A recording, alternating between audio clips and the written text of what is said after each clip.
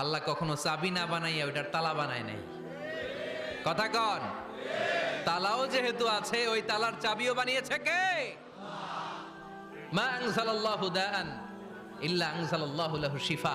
আল্লাহ দুনিয়ায় এমন কোন রোগ পাঠায় নাই যেই রোগের ঔষধ বানায় নাই, এমন কোন রোগ নাজিল করে নাই যেই রোগের কোনো চিকিৎসা বানায় নাই, হয়তো সেটা আবিষ্কার হয় নাই। অনেকে ক্যান্সারের কথা বলতে পারেন যে হুজুর ক্যান্সার এমন রোগ, এই ক্যান্সার তার নাই কোনো অ্যান্সার, কিন্তু বিজ্ঞানীরা বলতেছে এটারও অ্যান্সার আবিষ্কৃত হচ্ছে।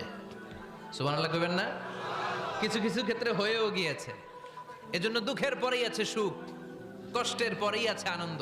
এই দুনিয়াটাই এরকম, কষ্টের পরই আনন্দ। দেখবেন তারাবির নামাজ 20 রাকাত পড়তে কষ্ট লাগে না? কোমরে ব্যথা, হাঁটুতে ব্যথা, কিন্তু 20টা রাকাত যখন শেষ করে মসজিদ থেকে বের হই একটা আনন্দ আছে না নাই?